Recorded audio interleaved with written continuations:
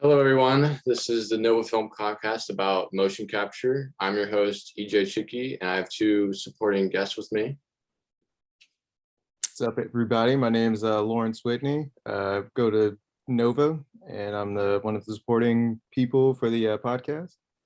Hey guys, I'm Nick Hemstreet. I'm also a Nova film student here. We'll also be supporting this episode as a co-host. All right. So the first, main question we should get out of the way about is what is motion capture? And so when I was doing my research and going through, I found a lot of articles, but the one that stood out to me, I thought that captured motion capture was from Studio Binder. And they said that motion capture, also called mocap, is a technology-driven method of capturing an actor's motion and physical performance, so it may be translated to a CGI character. Mocap can also track various types of motions, such as facial expressions and body movements. So I felt that really encapsulated what motion capture is as a whole. But there was, like I said, many different iterations, but out of all of them, I felt. And then I was looking into how it came about and the history of it, and I was surprised to see like the beginnings of it was, all the way back in, When did motion caption start? I'm sorry to cut you off. So it started. It could be actually traced back to the study of biomechanics, surprisingly.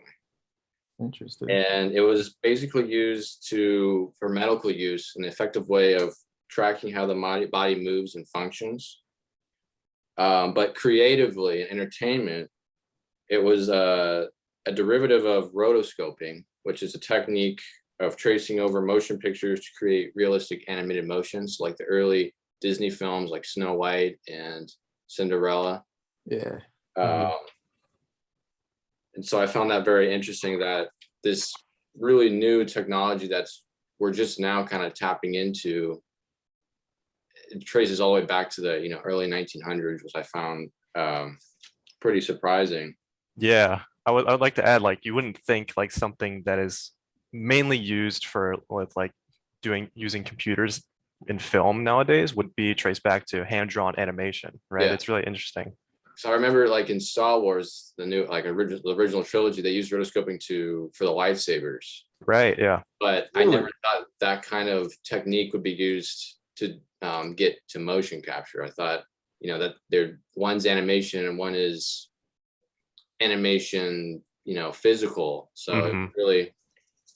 And another thing was, like, for some of the dance scenes, they would actually record people dancing, and then they would trace over the actual humans dancing and outlines, and then basically put that together in the animation. So like when you see like Cinderella or Snow White, those were actual recorded dance moves that they later on traced over into the animation, which I found very fascinating and surprising. That I thought they just drew it, but after watching clips, it's very fluid and realistic to the point where, like, you would have to be really good to try to get realistic movement without recording. So Yeah, because like the way like animation when they were starting was like really like rubber hose, like limbs and stuff like that. And so when they started doing that, you started seeing a lot more like articulated movements and more natural with like momentum and weight that translated into the animation, which I thought is really, really cool. Yeah, I was about to say, I think I watched like Snow White with my girlfriend's daughter. And Mhm. yeah, it was Bambi. And it was the motion of how Bambi went to go go sniff the grass. It was just very realistic. And I was just like, Yeah, odd.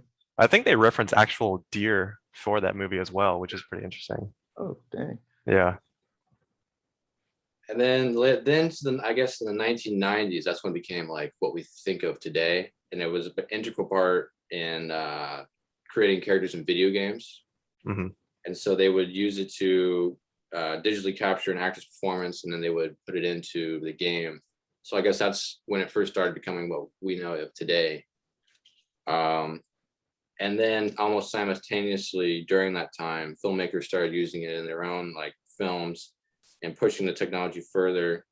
So like in 2002, Peter Jackson obviously made Gollum, which was, I guess, the most famous resemblance of motion capture. That kind of really pushed the technology, and also showing people, oh, we can use this in our films now. And then I guess besides Gollum, the other most famous part would be, I guess, James Cameron's Avatar, and how he took it to the next level, to the point where, because I was watching like a documentary kind of video about how he filmed Avatar. He got this system where, as the actors were actually performing their motion capture, he could see them in real time in the world he was creating on a separate screen. So he could say, oh, I don't like that, do this over, or make sure you're standing right here so you're on, like, say, this log or something. I found that was like mind-boggling, that as they're actually performing, he can see where the characters will be in the film. And I think that's extremely helpful, because, like I said previously, you could tell if the actor needs to step over here, or maybe have, a little bit more for intensity and running or something in this scene. So I thought that was crazy to think about. Yeah, I think it like incorporated like virtual reality almost, right? Because they shot Avatar in like a studio, like an empty studio, Yeah. and the camera could like move through the environments, and it was all rendered on the screen, right? And it's So they would have like sometimes a physical sets, like maybe this, but most of it was just like an empty space. But he had screens around it that actually showed what it was supposed to look like, and then he would walk around and observe and make sure that the actors are hitting their marks and all that. But instead of just recording it and then later on adding it in, they were both doing it at the same time, which I found was like, how do you come up with that? Yeah. And I think, correct me if I'm wrong, I think Jar Jar Binks was the first Yes, fully. he was the first fully CGI character in a film. Though behind the scenes, I think the Ahmad Best actually had like a mask over his face, like Jar Jar. And Yeah, he had like a hat. That, Yeah, like had his head on it. It was actors pretty could cool. play off it a little bit, but yeah, it was the first fully CGI character that, I guess, first example of motion capture in film, somewhat. But it really took fame with Gollum and Lord of the Rings. For sure. Yeah. And then, yeah, it says, because to get mocap actors on set with other actors, new technology had to be created for Avatar, and this allowed the film to capitalize on the actor's interpretation and fully emotional performances. So they didn't have to, like I said, as they could see the emotion. Oh, I needed more emotion here. You weren't as angry or sad as you needed to be, instead of just recording it, and then if it's not what you wanted, oh well, you got to go back and do it again.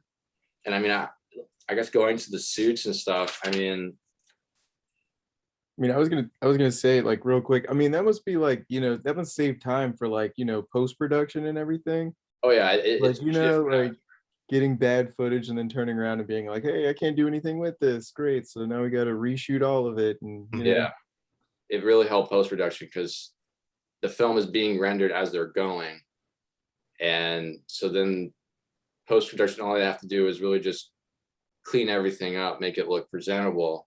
But they don't have to try to, oh, your leg didn't move all the way, so I have to now try to digitally do it. Or they can, James can go, oh well, we need to do it again because you didn't hit this mark and stuff. So I guess it really saved, helped the editing part and rendering part team was probably like, thank you, because I don't imagine, like, without that kind of system, what it can, like, I watched a Toy Story documentary while doing my research, and they have to like create the character, and then they have to put each main joint, and then like the early Toy Stories only had, like, I don't know, 30 joints on one character, and then they have to physically move it each frame. And then now with like Toy Story 4, they have like thousands of joints on one. So I can only imagine if you like mess up in these tiny little joints, and then you have to like, and then make it look, I would have a headache. But yeah, I mean, it is incredibly meticulous. I mean, probably even more so now for animated films. Like you look at Into the Spider-Verse, and there's so much visual language going on. It's fully animated. It's not motion capture, motion performance or anything, but animators are truly some of the best workers in the industry, I feel like. Because they have to have attention to detail, and they have to be meticulous in what they're doing. And since it is animation, you have to do it frame by frame. You have to be very precise, and that's something I don't know if I would have the patience for. Because I've done basic animation. Continuities like there, make sure it goes and everything. So, but yeah, I feel like I think that the whole Avatar technology really helped push forward motion capture to a point where it's now almost just now mainstream, set in stone, to the point where if you want a CGI character, not using motion capture is a detriment to your film instead of another option. But since now you can see what they're looking like as the film's going on, I think that's very extremely helpful, and it makes the character more believable because you can tell, oh well, he's not doing quite exactly what he needs to be doing, so let's do that over. Yeah, and I guess with the production on Avatar, you kind of, if you're working on a stage, but you still have a reference to your environment in the film, you're not like, it eliminates that problem of like working on a green screen where the director is like explaining to the actors what they're doing and like what they're looking at, right? So you can kind of be like, no, this is a beautiful, lush, colorful forest, and they can see that and not like imagine it. Because I know with let's say like Stranger Things or something, the early seasons, I had the CGI, the monster and stuff, trying to explain to actor, oh yeah, this thing's coming at you, you need to do this and this, but they can't imagine it. They're like, okay, or but actually having practical or help, a visual aid to help you, okay, this is where I'm at, this is where you're standing over here, and then there's say an alien over here, okay, I get it now, instead of just saying run away from this guy at the speed, there's someone coming, and sometimes they'd be like, okay, yeah, they can't really get the full impactful emotion they need to because they can't visualize it. Yeah, it just kind of elevates the performance just a notch, I think, when you have reference for the actors. And I was looking at the suits, I mean, they look comfortable, but then they don't. Yeah, I know exactly what you mean. Yeah, and I'm like, because they're made of like Lyrica, so it's like form fitting, tight, but then they have like 60 to 65 little markers on them all over. Yeah, I feel like that could be sometimes it would inhibit your movement or at times, but apparently they use hook Velcro to attach on so they can, I guess, move them where they need to. And then the markers are then further secured using colored neoprene patches. And then these patches stop the markers from transferring to other body parts or the other actors, as well as helping us distinguish between the actors on the screens and then post-production. So I guess they're necessary, but I know as an actor and then looking at another actor wearing the suit and trying to, take it seriously, I feel like that'd be difficult at first. Yeah, because like the motion capture suit is one thing, right? You got all these ping pong ball things over your body in the suit, but then you go to performance capture where you wear this helmet. You got all these dots on your face, and you have like cameras like just in your face. And when you look at like behind the scenes footage, two actors wearing those things acting together, you're like, how do they take themselves seriously in that scene? They're like wearing the most ridiculous suits, but it's amazing. Yeah, or like whenever they have to like portray like animals or like mythical creatures, and they just get like super into it. Yeah, really, really different. Yeah. I don't know. And then I guess some of the HMCs they're called, or head mounted cameras. Some of them have like 1 to like 4 cameras. So some of them have 4 cameras, and then you're trying to act and get all these cameras in your face, and I don't think peripheral vision would be the greatest in some aspects. But yeah, there's like, I wonder if you would have to like look past the cameras like as you're acting, or like, you know what I'm saying? Like I wonder what their technique is. So, like, also have light in them too, so they can fully render the face. So I wonder if that's also like a nuisance at times. like flashing into the face.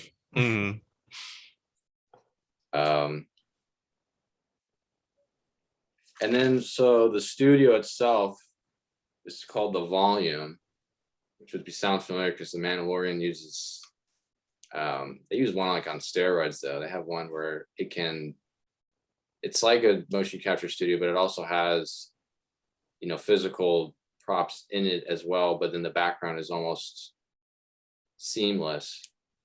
So it takes it to another level.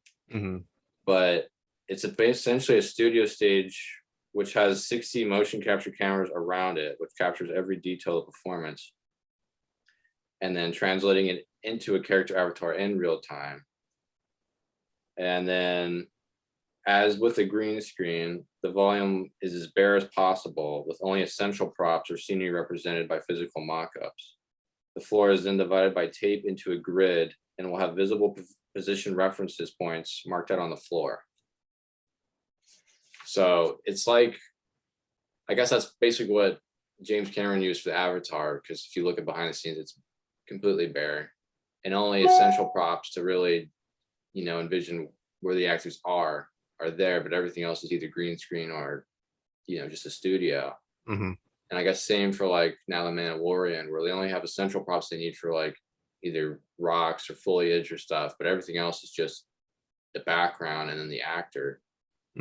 But I feel like they're kind of now with like the Mandalorian's technology, they're kind of melding motion capture and background together to the point where, before we needed a green screen, now we just need this 363 LED screen, put some rocks in the middle, an actor, and then go forth and act. Here we go. Yeah.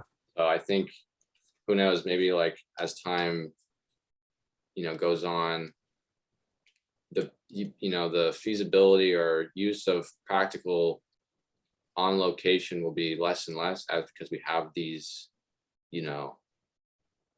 large LED screen, facades basically that we can use to go create different worlds. Yeah. I believe like, and more films are starting to utilize the Volume, and like, I think the Batman used the Volume. Even Thor: Love and Thunder shot some scenes in the Volume using the Volume, and it's like really, really impressive technology. I think it may eventually replace green screen, because why would you not like put actors on a stage where they can see the virtual environment plastered on a screen? I'm sure it might be disorienting at times because the screen it is calibrated with the camera, so wherever the camera moves, the background kind of reacts to that. But again, it's mixing that virtual reality aspect of filmmaking that James Cameron kind of utilized for Avatar and applying it to practical filmmaking, which is like so mind-blowing. And like you can tell when like there's real lighting on a character in a film. Like with the Mandalorian, it's easier because he has a chrome suit, right? You can see how light reflects off of him. It's really cool. You make a good point about green screens, because they can be kind of limiting in their potential at times, especially like say like with Marvel movies, they'll have the entire walls just green screen, and then they'll have the strings where they pull and when they jump up and stuff. But then you have to make sure you don't have things that are green as well, or have that hue, and then you have to make sure that it fades in and doesn't have this green outline. There's extra work you have to do to make it all seamless. Which I think would be another layer that you have to, but with the Volume, everything's just there. So the whole fading in process is a lot easier because it's already kind of faded in already with the actor, and the lighting is there already. So it makes it all easier in post-production to make it all fit. Whereas say a green or blue screen, you have to do some extra work with lighting and making sure that, we can't have something that's has this bluish hue with a blue screen, or a greenish hue with like the opposite, so it doesn't completely just go away. Yeah. And that's an extra step of not taking away, but making the animator's life easier, because they would have to go in and scrub all that off. What were you gonna say, Lawrence? Oh yeah, no, I was gonna say I've worked with a green screen before. It is a big nuisance because like One, like, okay, first things first, you set up the green screen, then you have to make sure there's no wrinkles in the whole entire screen. Oh, yeah. Yeah, which is so annoying. And then on top of that, you have to light the green screen, which in turn, say if your subject is standing near the green screen, all the color of the green will spill onto the actor. So then now you have to find a certain lighting. Usually it's like pink or something like that to offset it, but it's just like I said, it's just a lot of work. And then you have to fake the lighting and everything, Oh man. and then compositing and all that crap. It's time consuming, you know, it's ridiculous. So Yeah. I think I watched it when I was doing a project where I was using a green screen like effect. And there was a video that went in depth how to take away wrinkles in a green screen if it's already post, but it's still an involved process. exactly. And I'm like, oh, okay. It was like at least a 10-minute video, and you have to do this, this, and this. I'm like, all right. I'll just make sure there's no wrinkles in the big get-go. Then Yeah. I guess if you're in a crunch and you don't have the time, then I guess it's a way of doing it. But it still seemed like it wasn't a surefire way every time to, you know, you still have to do, like you said, you have to do this off lighting and all that still. And there might be still a green like hue around the face of the actors that are behind it because it's still a green screen, even though you took the wrinkles away. Yeah. So then I went into like different, apparently there's different types of motion capture. And there's 4 different main types. There's optical passive, optical active, markerless, and then inertial. So optical passive is like what you see like most of the time in film when they use motion capture. It's the technique with, you know, retroreflective markers on the suits or objects, and then they reflect light generated from the camera lens. And then once the light is reflected, they can use that to calculate the position of the markers within a 3-dimensional space and record it. So that's your, you know, your basic, what you would like you see in like Avatar or all like, you know, Marvel movies. And then there was the active part of that, which is the technique is pretty much exactly the same as the passive, but the markers emit light rather than reflect it. And then but the markers therefore require a power source to do so, which would be, I think, added onto the suit like a battery pack. So I guess there's pros and cons to both. You know, with the light being already emitted, then you don't have to have the whole, you know, chance that don't reflect. And so I guess it makes it easier to pinpoint where the actor is at every point, but then you have to have a power source to do that, which would add on to the, you know, weight of the suit and might inhibit or distract the actor in their performance. Whereas just having balls that reflect, so it'd be lighter and more fluid for the actor to move. And then there's markerless, which hence the name. It doesn't have markers on any sort on the suit. It relies on depth-sensitive cameras and specialized software in order to track and record moving people and objects. While it's more convenient in some ways, it's generally considered less accurate than its optical or mechanical tracking alternatives. So I read this as the poor man's version of motion tracking. Yeah. I felt, because I did some research, a lot of like student films and stuff will use this type of technique because they don't need the suits and which or all the, but I feel like you still need specialized software to do that. So I guess it's another step you have to make sure and it's still not as accurate as say the markers on the suit. But yeah, I read that as, you know, it's the less expensive version of doing it. If again, you're on a tight budget and you still want to use motion capture, but you can't go, you know, the full shebang. Mhm. And then the last one was inertial.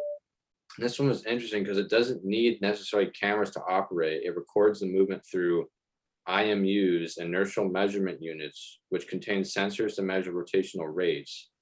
The most common sensors used in IMVs are gyroscope, magnetometers, and accelerometers. So Sounds expensive.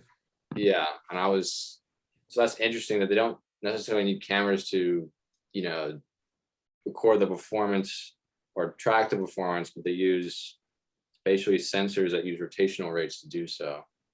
But that goes over my head. I don't Yeah.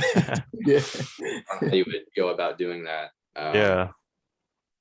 I don't know how widely used it is either. I haven't really seen it being used. I feel like it's like the markerless, or actually probably more than markerless, a niche way of doing it, or an Yeah. alternative way if you don't have, you know, the suits or the cameras.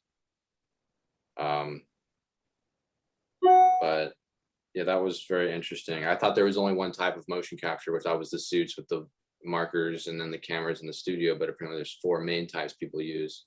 There's probably more like subtypes too, but Right. I just had a quick question. So like motion capture, does that work very similar to like the Xbox Connect, I guess you could say? yeah, and You it's the guys same remember that? premise. Yeah, okay. It has a camera that tracks your movement, though the Connect is probably way less accurate and way less Yeah. reliable. But yeah, it's the same kind of. There's a sensor and a camera that tracks the person in front of it, so when they move, they can. So like, I guess, trying to think. I think there was a Connect Star Wars game. Yeah. Yeah, so it can tracks your movement, but it's not. So you can't do like really crazy like moves like the Anakin Obi-Wan spin or Revenge of the Sith, but if you could do standard moves, it tracks it and does it for you.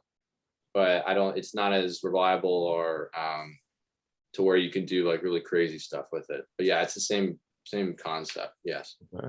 Yeah, it sounds like it's that depth technique Yeah. because I think the Yeah. Kinect, like, it has like infrared lasers that Yeah. shoot out in the room and it detects it depending on how close it is, and like it tracks your movement. Yeah. I think it's probably a form of markerless. Yeah. Uh, from from definition and how it works, I think it's like a markerless type of form. Hmm. Then I was looking at, you know, how has motion capture changed film, and it was pretty, wasn't too like it wasn't a lot of, but basically what I came down to was that it has allowed for more creative freedom for filmmakers, as they're able to make more believable characters on screen due to the movement and facial characters of the person actually doing it, instead of just, you know, rendering in a software and putting it in. Like the early films that had CGI characters that didn't have motion capture, you could tell they were kind of stiff. They weren't as organic as the real life characters playing off them on screen. But now we've gotten to a point where we can make those organic characters seem more human and realistic than before. So that's basically what my conclusion to that question was. If you guys have anything else to add, but that's kind of what I came down to. I was gonna Yep. say that like it's almost, you look at like Marvel movies now and you look at what they do with like Thanos and Hulk, it's like nearly like no disconnect at all when I look at those characters on screen. I'm like, there's like I'm totally convinced that they're real because they look so good. I think in Infinity War, there's only like one scene that comes to mind where Thanos looks a little off, and I think it's because of the lighting, when he's like on his ship in his throne room talking to Gamora. He looks like a little off, but every other scene, he looks he looks real, you know, and it's like that's because of rendering and the animation technology has gotten so good to this point, and motion capture is just like to that point where it's like really impressive. And you see all the little pores and follicles on his face, and he looks like just another character. And I'm like, yeah, I totally buy this. You know? Yeah, I remember seeing the first Incredible Hulk from like 2003 or something like that, and the CGI in that was like, you know, when it came out, I didn't think anything of it, but looking back at like some of the clips and stuff, I'm like, yeah, okay, that's a little, you know, you can tell it's come a long way. But also very quickly too, to the point where like, you know, like in 2012 with Avengers, you know, you had Hulk, who that Hulk still looks, you know, good to this day. But yeah, it's definitely come from a long way from the first like CGI. I think the first CGI character was in like, I forgot the movie, something Shakespeare. Yeah, I know what you're talking about. Yeah. And It's like that I saw that, I'm like, yeah, you could tell. I mean, it was ahead of its time for then, but now it's okay. yeah. So now we're getting, you know, Thanos and, you know, Jungle Book and all that. So yeah, it's coming. Yeah. No, I remember in 2012 when I was 12 when that came out, and I remember being like so impressed by the Hulk that I wasn't even into films at that point yet. So I was like, whoa, what is going on here? This looks so good.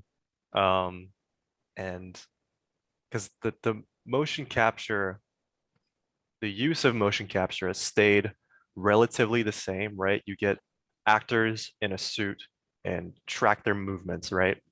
But it's the animation that goes on top of the characters that replaces them that have gotten so good. Like I don't know if you guys have seen the trailer for the Avatar sequel, but that looks insane. Like I saw it in the theater and I'm like, she looks real. Like I don't they surely they must have shot that in camera.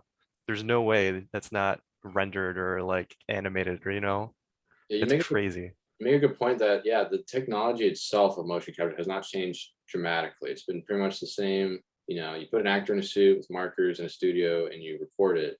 But like you said, the software, the animators, the processes of going into finalizing that CGI character have really advanced exponentially through a short period amount of time.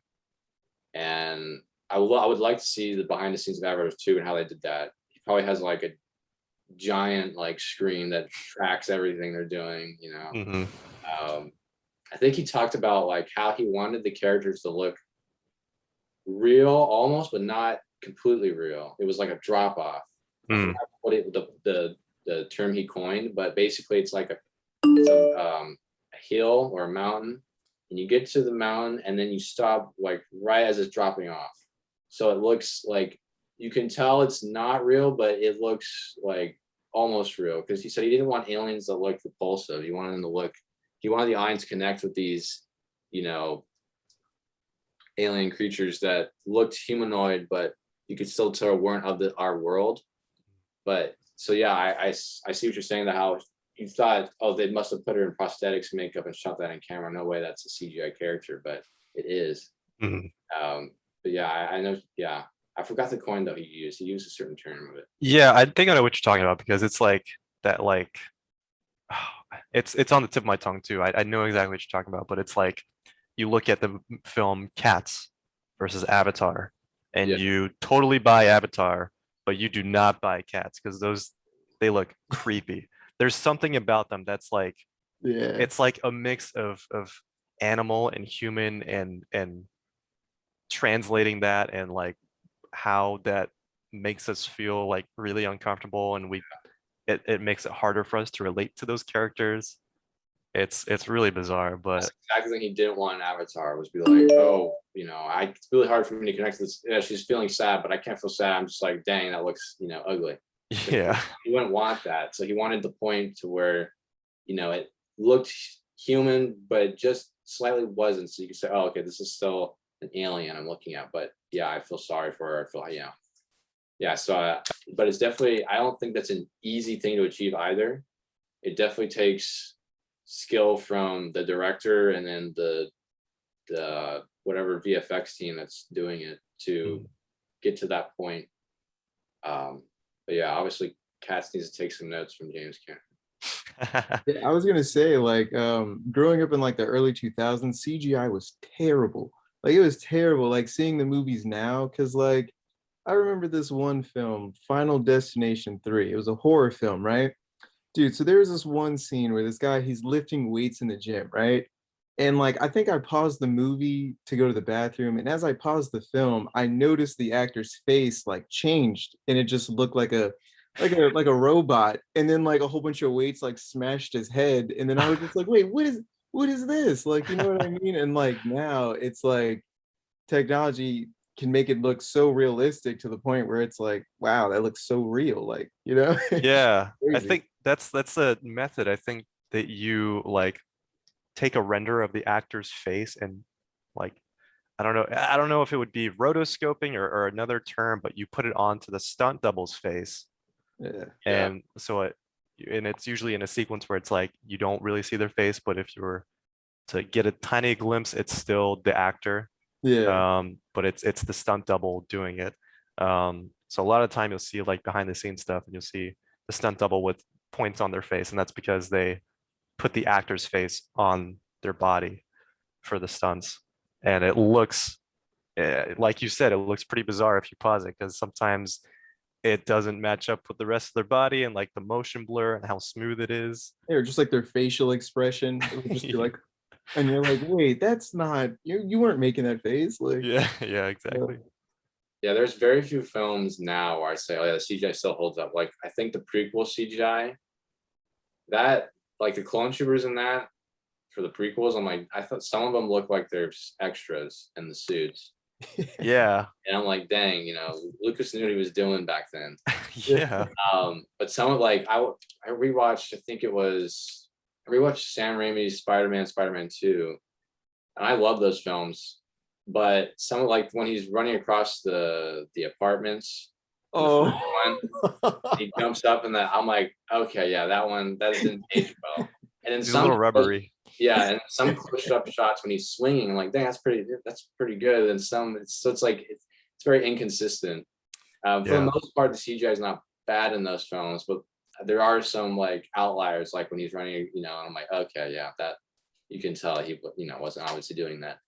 But yeah, very few films now back in the early 2000s. I'm like, yeah, the CGI still holds up there. yeah. Yeah. I But actually watched one movie recently where it didn't. Have you guys seen Uncharted? I haven't seen that one yet. No. Oh man. Well, I'm just gonna tell you a quick scene. So they're like flying out of an airplane, right? Mhm. And oh, one yeah, of the characters has to climb on these like cargo things to oh get yeah, back to yeah, the I saw in plane. the trailer. Yeah, Dude, no. Like when you see the CGI, you're gonna be like, no, there's no way that someone can flip and go forward yeah, while a plane is going like 500 miles. that's the video game. Yeah, that's the thing from the Uncharted 3 that they did. I think it's like suspension of disbelief, right? It's like we can only believe so much, right? When you're doing like when you have this human character doing superhuman things, it's like, well, I don't know about that. I think that was the big criticism of that film. Was like, even though they knew it was based off of a video game, they didn't. I guess they were surprised to see there was a lot of video game esque mechanics and elements in it, and so they kind of, you know, disconnected them. They're like, well, okay, sure. But then all the Uncharted fans are like, well, no, that's how it is in the game. So I'm glad they stuck to the games. But like, I don't know. It's like it's a gray area because on the one point you want a movie to still be, it's a movie, but you still want it to be realistic. And then, but if you're also basing it off a game and you don't add those, video game moments, then how faithful and truthful are you staying to it? It's kind of like Yeah, Sonic, I guess, did it well. People like Sonic because after they changed, redid his design. of But course, yeah. it was in that, I guess, good sweet ground where it was still a movie, but it still had those video game moments that people, remember and cherish. I think Uncharted went to video game heavy side because it's a live action with real characters. And so I think a lot of the audience was like, Yeah. The translation from video game to film has always been like really hard because they're two completely different experiences, right? One, you are driving the narrative, and the other, you're watching the narrative, and and you're kind of like outside of it, but still being able to relate to it. Whereas you are that character in the video game, right? So it's very like I haven't seen Sonic, but from what I've heard, I've heard they've been able to do that. I thought Detective Pikachu was fine. They didn't. It's not like they're trying to recreate the game or the narrative of the game. It's telling its own story with using that world of Pokemon or Sonic, Yeah, and telling its own story. very tricky to try to, directly translate a video game into film and vice versa. Hmm. Taking a movie, like movie games usually aren't the best. Like Yeah. they're and then movies based off video games that like popular ones aren't the best. So it's really hard to try to mesh the two and get that cinematic experience while also being faithful to the story and the game as well. And if you can do that both, execute those both equally, then you did something, right.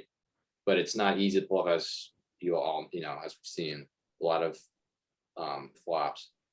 Exactly. I Yeah. feel like one company that like gets it is Rockstar. Cause like with GTA and like Red Dead, they Mhm. had like some pretty good cinematic story. The graphics were pretty good. The mocap was like great. So that's like the only company in which where I've been like, wow, this is actually somewhat good. Yeah.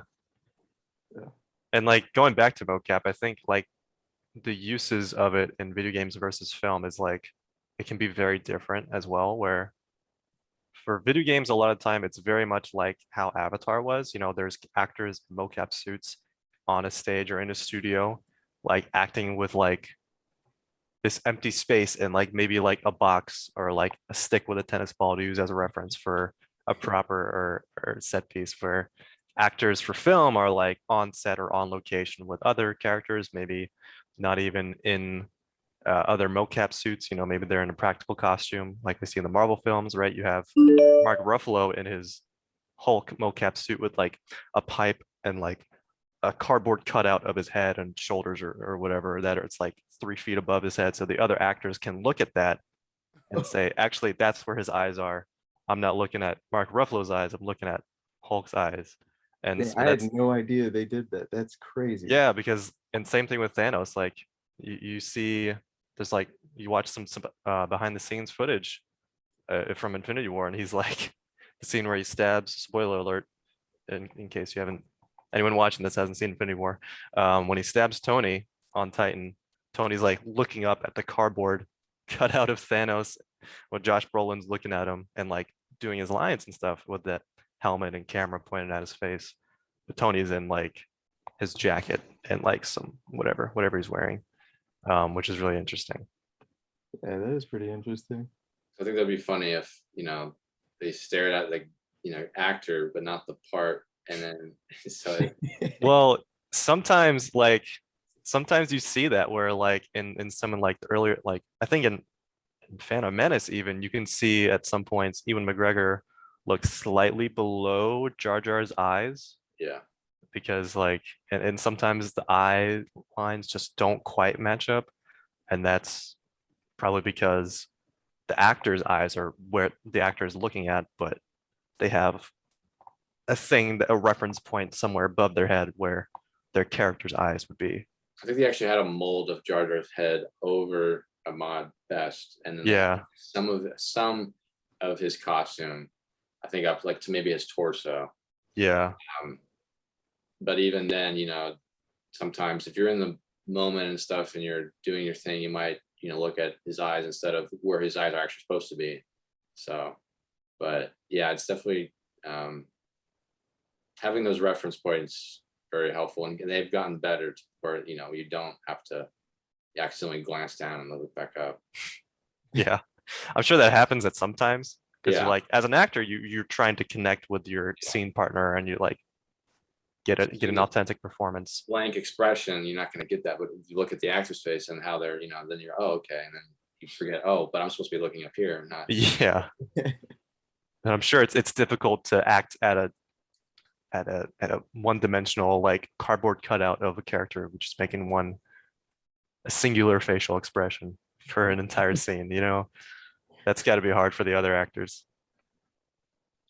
Okay. So my final like question that I asked was motion capture use outside of entertainment, like such as like through education and medical use. And I was actually surprised that it's becoming more and more mainstream in those too. They're kind of seeping into the education. They've been, I think, been using it in medical use for a while now, especially for like sports injuries and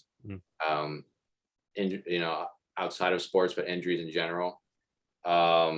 So I guess for education specifically, it can be used to easily nail the attention of your audience and improve their engagement, especially when you're presenting in front of students. The technology can help students develop their knowledge in video animation as well as their IT knowledge. When it comes to children, motion capture makes the information easier to perceive because it is shown in a form of animation. So as a result, it captivates the interest of them easier than say just a regular, demonstration. So I thought that was very interesting that they're using that now as a tool to help, especially learn in the animation or IT standpoint. But I watched a video. It's not really pertains to motion capture, but I think the game Assassin's Creed is using their engine to create a walkthrough of history, so to speak, in a classroom. So kids are in front of computers and they're going through the different time periods, ancient Greece, ancient Rome and stuff. And then there's different artifacts and stuff that have information to them, or famous philosophers like Socrates and Aristotle. So using video game stuff too for say history or stuff that's kind of seeping into the education realm as well. Yeah, that's really cool. I know, because I guess VR, like Oculus, is a form of mocap because you have the two controllers that track the movement of your hands. And I know they've for medical purposes, you can do VR, practice procedures like surgery or something like that, which can be instrumental to the practice as well. We have can get a sense. I mean, it's technically a video game, right? But there's more of a blend of educational purposes and training with virtual reality, and it's kind of meeting at this point where you can do that. And I think that's really, really cool. Yeah, I think it would help the attention span too, because now, especially say people, not everybody's favorite subject would be history and stuff. So, but having a interactive experience so they can go through and learn while also having some fun in it as well, I think would help them understand and retain the knowledge easier than say just a rather regular demonstration of a PowerPoint or writing down notes or what. It's like instead of instead of reading about history, you'd be there in the history. Yeah, that would be really cool. You get just the immersiveness of it. I've even seen ads of exercises and workout routines being done through VR and stuff like that, which is pretty crazy to think about, but it makes sense. It's just spicing it up a little bit and making it more immersive and having a fun experience with exercise. So there's definitely becoming more uses for VR and other than gaming. Yeah, which is really interesting. And apparently it's this type of motion capture they're using for education is very affordable because you don't need a special equipment. You can easily use it from your home, and you don't have to have special preparation or skills in video animating to set it up and use it, which would be it would be more accessible to those who aren't in that realm of technology and software usage. And then there was a lot of uses that came out of it. One of them was it allows you to easily create education materials in an animated form. And then with short animation movies, explainer videos, engaging video courses, etc. It can help you create real life animated characters for different purposes, online streaming, sports events, and more. It can develop like I said, they could develop the students' performance skills and expressiveness. It's a great head start for students who want to enter the video game entertainment industry, getting their feet wet in that, and then encourages teamwork by organizing group projects with motion capture technology. So there's a lot of benefits that would help with someone who's starting out in K through 12. And if they were interested in the IT, then they get there to get head start and their feet wet into that realm to really cement if they want to do it or not. Yeah, definitely. So, and then, oh, and then the last one was it provides a better understanding of body movements and facial expressions. So I guess if someone's into like medical, study of the body and all that, they would get a better understanding of how the body works, and they can use that knowledge to take it with them. Like physical therapy or something, like say like a football player hurts their knee and watch how their knee is moving or something. Yeah. It's interesting. That's like when I was researching, that was one of the biggest ones I found, was that they're using it especially for sports, and seeing the damage of the knee and how it works and what caused it and why it's causing it. So motion capture and medical use has been around quite some time, but it's just now, I think, really gaining the attention of schools and universities, and now they're starting to implement it into their courses as well. So I think that's pretty interesting, how a solely entertainment purpose technique is now being used outside of that. Let's get rid of all the textbooks. Let's put in VR mocap in the schools. That'd be awesome. Yeah, that'd be pretty interesting how to do that. Especially like say, like especially for even within film too, using that for like acting or something, or directing. I could see that being down the road being implemented more. So it'd be interesting to see where it goes from Make there. like a virtual set and be like, oh, Yeah. we're gonna try blocking, and then Yeah. that'd be kind of cool. Well, I think, yeah, like Avatar started that. It like was like kind of like the first indication of that, of like having the virtual render of like the environment and moving the camera through that environment. And I think Jon Favreau's Lion King also did that and like pushed the technology a little bit further, which I think that led to Stagecraft, or the volume. Yeah. So which is taking it a step outside of virtual and making it more of reality, I guess. But VR and mocap can be like an excellent tool for education. Well, even with the volume, I think we're going to see more of the volume, not just in big like studios like ILM per se, but like even in universities who have the money. I think that could be also interesting to explore as well. Yeah. I heard we had one on campus. think there's a mocap studio or something at the Sterling or Woodbridge campus. Yeah, I think it was the Woodbridge one, but they Yeah. removed it for something. Oh, really? Yeah. Okay. But I heard they're gonna bring it back or something. Okay. It's a Yeah, bummer. that'd be interesting to see it more though for student films, hmm if they want to go outside the realm of like reality, grounded in and go somewhere else. And that, I think that'd be interesting. Yeah, I think that it would take some understanding of like game engine, because I think the volume runs on Unreal Engine, and you'd have to have an understanding of that technology. And I think that's like a huge step for a lot of people that are, at least for me, like I guess like focusing my education on like practical filmmaking to then like learn about animation and game engines is like a huge leap, which is like, but I think if the technology were to be accessible and available, you would get people learning about it earlier on, and kind of like tailor them to use that technology going into filmmaking, as opposed to like seeing it as a high-end luxury almost for that like A-list filmmakers can use, Yeah. Yeah, I was gonna say like it could be like a huge benefit for like Nova if they had them on like multiple campuses, because then they could have like the kids that are into gaming and the kids that are into film collaborate together and create something like crazy. That would be really cool. Get the computer science department and the film department to collaborate, that'd be awesome.